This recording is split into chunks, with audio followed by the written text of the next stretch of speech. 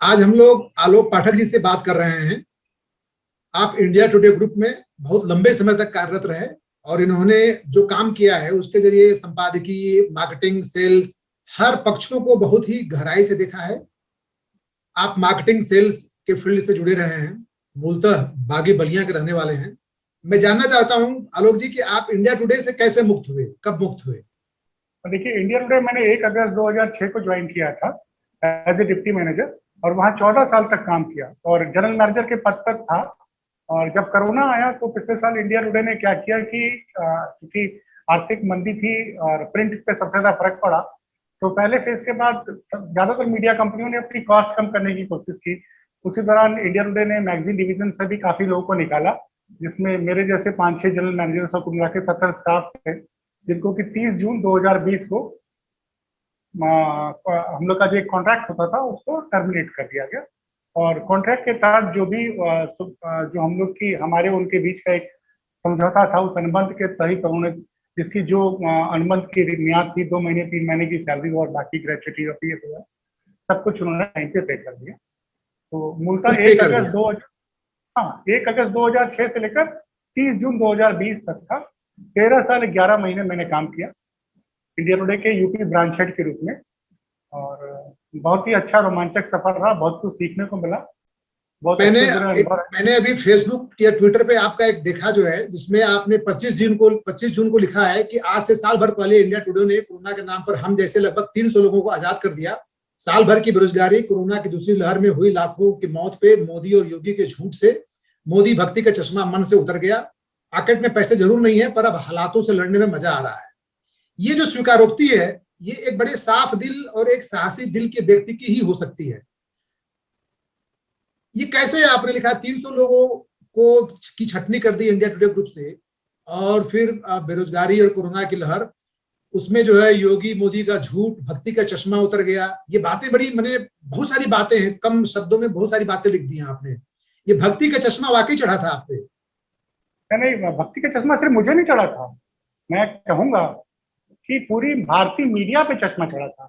2012 के बाद से भारतीय मीडिया ने मोदी को एक नायक के रूप में प्रोजेक्ट करना शुरू कर दिया था, क्योंकि टीआरपी में उस दौरान टीआरपी का गेम होता। हम मूलतः मैगजीन में काम करते थे, लेकिन हमारा उस वक्त तक चैनल जो है वो एक बहुत मेजर सोर्स ऑफ रेवेन्यू हो गया था। क्योंकि मैं 24 घंटा इन्वॉल्व रहता था, तो मैं देखा करता चीजों को। रेवेन्यू हमारे यहाँ टीवी में ज्यादा आती थी, तो जो भी चैनल मोदी पे खबर दिखाता था उसको टीआरपी ज्यादा मिलती थी।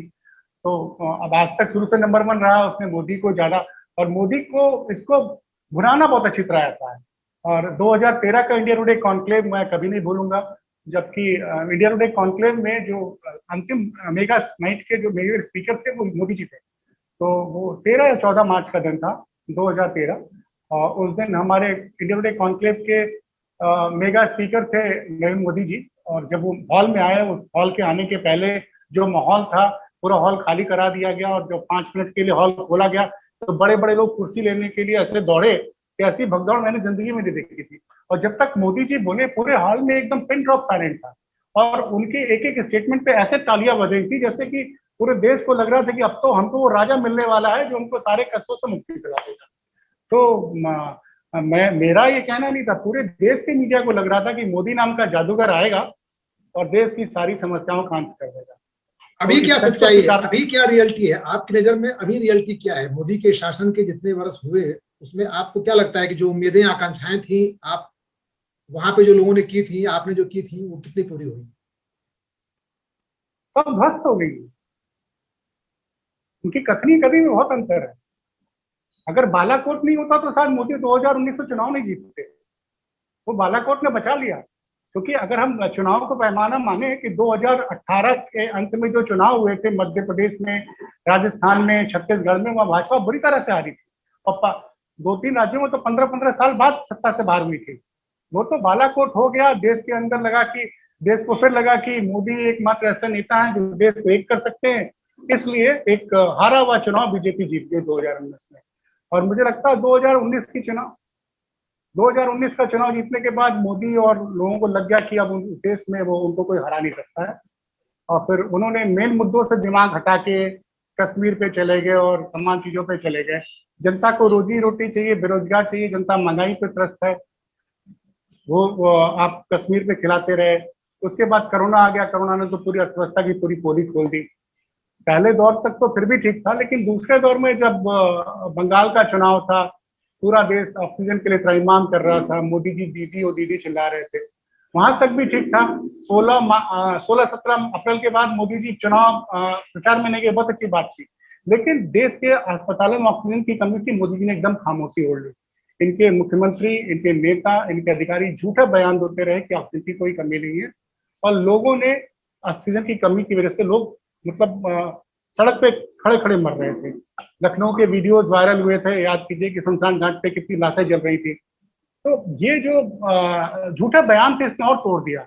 एक तरफ तो देश की जनता ने आपको अपना गार्जियन माना, ऐसे समय पे गार्जियन चुप्पी ओढ़ लेते हैं, और गार्जियन के सिफारिशदार जो उनके प्रिय मुख्यमंत्री होते हैं, वो रोज जाके मीडिया में बयान देते हैं ऑक्सीजन की कोई कमी नहीं है, सबको बेड मिल रहा है। जबकि हम देख रहे हैं अपने आसपास में जहाँ पे हम रह रहे हैं कि हमारे एक बच्चे को बेड नहीं मिल रहा है, हमारे उस बच्चे को बेड नहीं मिल रहा है, और उसकी मौत हो रही है। तो उसके बाद से मन एकदम खिन्न हो गया।